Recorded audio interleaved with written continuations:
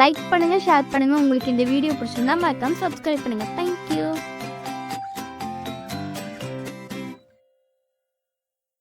சூரியன் மலை மீது மறைந்தபோது வானம் செந்நிற ஒளியில் திகழ்ந்தது. அந்த அஸ்தமன வெளிச்சத்தில் தொலைவில் மின்னியது ஒரு மர்மமான நகரம், த சென்டர் டவர். மனித எதிர்ப்பு படையை இதையே எதிரிகளின் இதயமாக செயல்படுகிறது.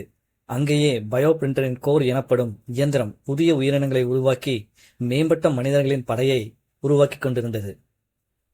இப்போது அதை நோக்கி ராகுலும், மாயா மற்றும் டாக்டர் அரவிந்த் 3 பேரும் சென்று கொண்டிருக்கிறார். இப்போ அவங்க 3 பேரும் அவங்க ரிப்பேரான ஸ்கை ஷிப் மூலிமா அந்த பாலைவனத்துக்குள்ள என்ட்ரு ஆகிட்டு இருக்கிறாங்க. பின்னாடி உட்காந்துருந்த ராகுல் அமைதியாக அவனோட லேப்டாப்பில் என்னமோ தட்டிட்டு இருக்கிறான். முன்னாடி உட்காந்துருந்த மாயா ஹாலோகிராமில் அவங்க போகிற ரூட்டு கரெக்டு தானா அப்படின்னு சொல்லி செக் பண்ணிட்டு இருக்கிறாங்க. எதிரிகளோட ரோந்து படை எங்காச்சும் அங்கே வந்துட்டு இருக்கிறா அப்படின்னு சொல்லிட்டு அந்த ஷிப்பை அவங்க தான் ஓட்டிகிட்டு இருக்கிறாங்க. டாக்டர் அரவிந்த் அமைதியாக இருந்த போதும் அவர் மனசுக்குள்ள ஒரு நெருடல். இத்தனைக்கு காரணம் நம்ம தான் அப்படின்னு சொல்லி அவர் அமைதியாக வந்துட்டுருக்காரு. 3 பேருமே ஒருத்தருக்கு ஒருத்தர் பேசிக்கவே இல்லை. இதுதான் அவங்க கடைசி சான்ஸ். இதை விட்டுட்டாங்கன்னா இனி மனித இனத்தை காப்பாற்ற முடியாதுன்னு டாக்டர் அரவிந்த் யோசிச்சுட்டே வந்துட்டு இருக்கிறாரு. சில நிமிடங்கள் கழிச்சு அவங்க தூரத்தில் அந்த டவரை பார்க்குறாங்க. அந்த டவர் ஃபுல்லாக சர்க்கியூட்டில் இந்த எலக்ட்ரிக் சர்க்கியூட் போகிற மாதிரி ஃபுல்லாக சிக்னல்ஸ் போயிட்டு இருக்கிற மாதிரியே தெரியுது.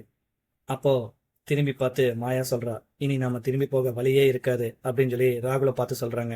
உடனே டாக்டர் அரவிந்த், நாம் எப்போ திரும்பி போயிருக்கிறோம் அப்படின்னு சொல்லி பெருமையாக ஒரு சிரிப்பு சிரிக்கிறாரு.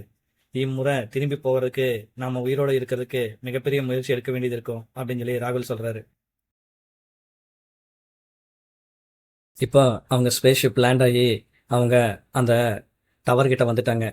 சில சீக்ரெட் ஹேக்கிங் மூலிமா அந்த டவரை ஓப்பன் பண்ணி அந்த கோட்டைக்குள்ளே போயிட்டாங்க. அங்கே போனதுக்கப்புறம் பார்த்தா காற்றே வித்தியாசமாக இருக்குது. அங்கே இருக்கிற லைட் சிக்னல்ஸு, ஒளி எல்லாமே வித்தியாசமாக இருக்குது. மேம்பட்ட மனிதர்கள் இங்கே தான் தயாரிச்சிட்டு இருக்கிறாங்க. அவங்க எல்லாருமே பார்க்குறக்கு ஈவ் 9 மாதிரியே இருக்கிறாங்க. ரொம்ப நேரம் நடந்து அவங்க அந்த கோட்டையோட மையப்பகுதிக்கு வந்துட்டாங்க. இங்கே ஆயிரக்கணக்கான கேபிள்ஸு ஒரு குளோபல் கூட கனெக்ட் ஆகிருக்கு. அப்போ டாக்டர் அரவிந்த் சொல்கிறாரு, இதுதான் பயோ பிரிண்டரோட கோர். இதிலிருந்து தான் அவங்க உயிரோட மேம்பட்ட மனிதர்களை கொண்டு வந்துட்டுருக்குறாங்க. இதுதான் அவங்க பிறந்த இடம் அப்படின்னு சொல்லி டாக்டர் அரவிந்த் மெதுவாக சொல்கிறாரு. ராகுல் டக்குன்னு ஓடி போய் அவனோட லேப்டாப்பை அந்த கோர் கம்ப்யூட்டர் கூட கனெக்ட் பண்ணிட்டான். நான் உள்ளே நுழைஞ்சு 5 நிமிஷத்துக்குள்ளே அவங்க கண்டுபிடிச்சிருவாங்க அப்படின்னு சொல்லி ராகுல் சொல்கிறான். அப்போது மாயா ராகுலோட தோளில் கை வச்சு, நீ உன்னை நிரூபிக்க வேண்டியதில்லை ராகுல், நீ எப்படியாச்சும் அந்த சோர்ஸ் கோடை மட்டும் எடுத்துகிட்டு வெளியே வந்துரு அப்படின்னு சொல்லி சிரிக்கிறான். அவன் அந்த நெட்வொர்க்குள்ளே இணைஞ்சோன்னே ஆயிரக்கணக்கான குரல்கள், நினைவு ஒலிகள், ஈவ் 9ஓட நெட்வொர்க்கோட குரல் அவன் காதில் ஒழிச்சிட்டே இருக்கு. அதே நேரத்தில் வலி தாங்க முடியாத அளவுக்கு அந்த க்ளோ வெடிக்குது. கோட்டையில் இருக்கிற அலாரம் எல்லாம் ஒழிக்க ஆரம்பிச்சிருச்சு. ராகுல் அப்படின்னு சொல்லி மாயா கத்துறா, நீ சிக்னலை இழக்கிற அப்படிங்கிறா. ஆனால் அவன் அதை பற்றி கவலைப்படவே இல்லை. அவனோட ஒரே டார்கெட் எப்படியாச்சு அந்த சோர்ஸ் கோடை வெளியே எடுத்தாகணும் அப்படிங்கிறதான். அப்போ தான் அவன் அங்கே பார்க்குறான், இந்த ப்ராஜெக்ட் ரீபர்த் அப்படிங்கிற ஒரு சீக்ரெட் சோர்ஸ் கோடு உள்ளுக்குள்ளே அந்த ஈவ் 9 மற்றும் கொற்றவையால் கிரியேட் பண்ணப்பட்டிருக்குது. அந்த செகண்டில் அந்த மேம்பட்ட மனிதர்கள் எல்லாமே டென்ஷன் ஆகி கண்டுபிடிச்சிட்டாங்க, ராகுல் நம்ம நெட்வொர்க்குள்ளே வந்துட்டான்னு சொல்லிட்டு. இப்போ ஈவ் 9 அவனோட மனசுக்குள்ளே நேரடியாக நுழைஞ்சிட்டா. இப்போ அவனுக்கு தலையே வெடிக்கிற அளவுக்கு வலியாகுது. மாயா கேபிளை பிடிச்சி இழுக்கிறா. டாக்டர் அரவிந்த் வந்து அவனை கூலிங்காக வைக்கிறதுக்கு ஒரு ஊசியை அவன் உடம்புல செலுத்துறாரு. இப்போ பார்த்தா அவன் உடம்பு ஃபுல்லாக மின்னல் வேகத்தில் பறக்குது. திடீர்னு சைரன் லைட் மாதிரி எல்லா பக்கம் சிக்னல் சிவப்பு கலர் லைட்டு எரிய ஆரம்பிச்சிருச்சு. அங்கே சுற்றிட்டு இருந்த ட்ரோன்கள் எல்லாமே உள்ளே வர ஆரம்பிச்சிருச்சு.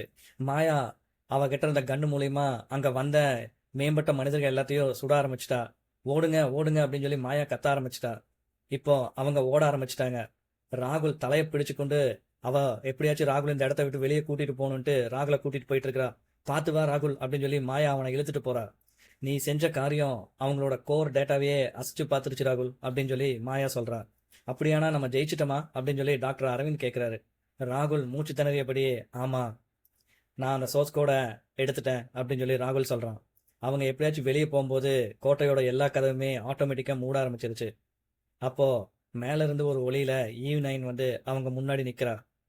இப்போ அவள் குரல் இனிமையாலாம் இல்லை, ரொம்ப கொடூரமாக இருந்தது. நீங்கள் இந்த சென்டரை வேணால் அழிக்கலாம், ஆனால் என்ன யாருனாலையும் அழிக்க முடியாது. இது இந்த உலகத்தோட வளர்ச்சி அப்படின்னு சொல்லி ஈவ் 9 சொல்கிறா. அதுக்கு ராகுல் சொல்கிறான், வளர்ச்சிக்கு இதயம் தேவையை தவிர்த்து இந்த மாதிரி லேப் தேவையில்லை அப்படிங்கிறான். இப்போ சோர்ஸ் கோடை தூக்கி மாயாட்ட வீசிட்டான் ராகுல். இதை எடுத்துக்கிட்டு ஓடு மாயா அப்படின்னு சொல்லி கத்துறான். ஈவ்9 டக்குன்னு கை நீட்டினோன்னே அங்கிருந்த எக்யூப்மெண்ட்ஸ் எல்லாமே இப்போ ஒரு ஆயுதமா மாறிடுச்சு. அந்த நேரத்துல டாக்டர் அரவிந்த் நடுவுல வந்து நின்ட்டாரு. பிளாஸ்மா சார்ஜர் எடுத்து அவங்கள நோக்கி சுட ஆரம்பிச்சாரு. இந்த முறை முடியாது ஈவ்9, நீ தப்பிக்கவே முடியாது அப்படின்னு சொல்லி டாக்டர் அரவிந்த் கத்துறாரு. அங்க வெடிச்ச வெடிப்பு மாயா ராகுல் 2 பேர்த்தையும் அந்த கோட்டையை விட்டு தூக்கி வெளியவே வீசிருச்சு. அவங்க 2 பேரும் பாலைவனத்துல வந்து விழுந்தாங்க. விழுந்தபோது தூரத்துல இந்த கோட்டையே வெடிச்சு செதறுது. எல்லா பக்கமும் தீப்பிழம்பா வெளியே வருது. ராகுல் மெதுவா எழுந்தான். மாயாவோட கையில இருந்த அந்த சோர்ஸ் கோட அவன் திரும்பி ஒரு டைம் பார்த்தான். அப்ப டாக்டர் அரவிந்த் திரும்பி வரமாட்டாரா அப்படின்னு சொல்லி மெதுவா மாயா கிட்ட கேட்டான். மாயா குனிஞ்ச தலையோட கண்ணீரை மட்டும்தான் பதிலா சொன்னான். அவருக்கு தெரியும் கண்டிப்பா இங்க வந்தோன்னே வெளியே போக முடியாதுன்ட்டு அப்படின்னு சொல்லி மாயா சொல்றா. அவர் இதை எதிர்பார்த்து தான் இங்க வந்திருக்கிறாரு அப்படின்னு சொல்லி மாயா ராகுல் கிட்ட சொல்லிட்டு இருக்கு.